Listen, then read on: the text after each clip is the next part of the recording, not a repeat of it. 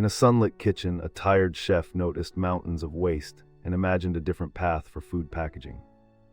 He launched a zero-waste packaging startup that recycled kitchen scraps into compostable, edible wraps for groceries. Within 3 years, major supermarkets adopted the solution, slashing plastic by thousands of tons and cutting costs for suppliers. The global appeal came from honest storytelling, transparent sourcing, and a relentless focus on circular design that kept products out of landfills.